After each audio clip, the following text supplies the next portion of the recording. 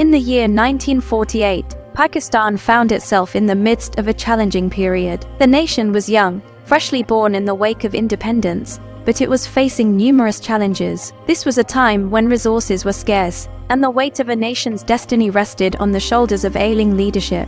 The founder of Pakistan, widely known as quaid-e-azam, was not in the best of health. His sickness, however, never deterred him from his unwavering commitment to serving the newly formed nation. With his determination, he led Pakistan through one of its most challenging phases. Amid these difficulties, the people of Pakistan remained steadfast and motivated. The problems they faced were enormous, including a severe financial crisis and the burdensome responsibility of welcoming 1.5 million refugees. But their determination was unwavering, and their hope for a better future kept them going. One of the significant challenges Pakistan faced during this time was the absence of a formal constitution. In the absence of a locally tailored document, the British Constitution of 1935 was adopted with minor adjustments. This was a temporary measure to govern the country as it embarked on its nation-building journey. It wasn't just a national struggle. Pakistan was also facing international challenges. On September 30, 1947, Pakistan became a member of the United Nations,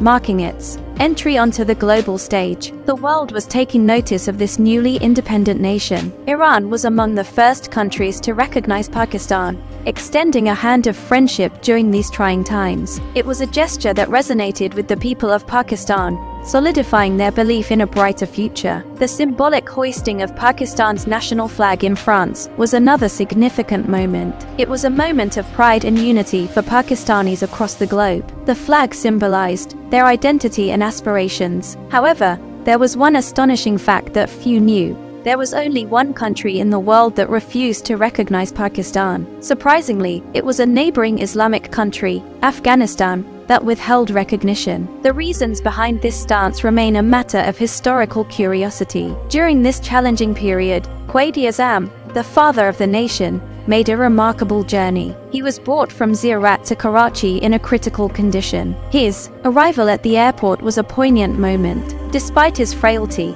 he had come to lead his nation through these tumultuous times. As he disembarked from the plane, his weakened state was evident to all. An ambulance, unfortunately, was sent to receive him, but, to everyone's surprise, it was malfunctioning. The very symbol of medical assistance had failed. This malfunctioning ambulance, curiously, stopped on its way to Quaid's residence. It was as if fate itself conspired to delay his return. It took a whole hour to dispatch another ambulance, while the world anxiously awaited the safe arrival of their leader. Inside the ambulance, Miss Fatima Jinnah, his sister, fanned him with a handheld fan, trying to provide some comfort. The questions arose: was this mere incompetence or something more sinister? Some believed it to be a conspiracy, while others saw it as a communication breakdown of historic proportions. The confusion continued as it was rumored that even the Prime Minister, Liaquat Ali Khan, was not informed of quaid-e-azam's arrival. Many people believed that the Pakistani establishment was involved in the murder of quaid-e-azam.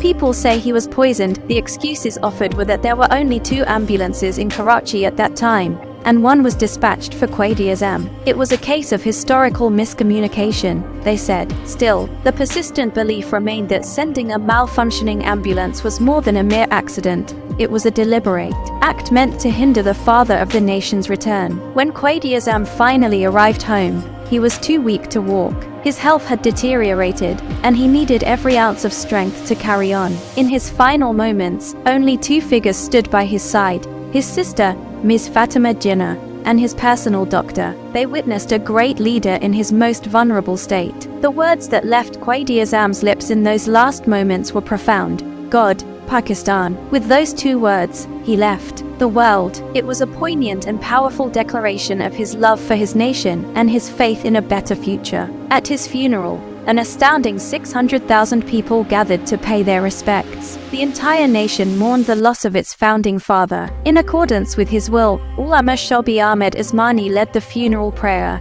a solemn moment of unity and remembrance. As Pakistan mourned, it also had to address the leadership vacuum left by quaid-e-azam's passing. Khwaja Nazimuddin was appointed as the 2nd Governor-General of Pakistan, taking on the monumental task of guiding the nation. The story of 1948 is a poignant chapter in Pakistan's history. It speaks of the challenges faced by a new nation, the determination of its people, and the unwavering commitment of its founder. Quaid-e-Azam's inheritance continues to inspire generations as they strive to build a better Pakistan.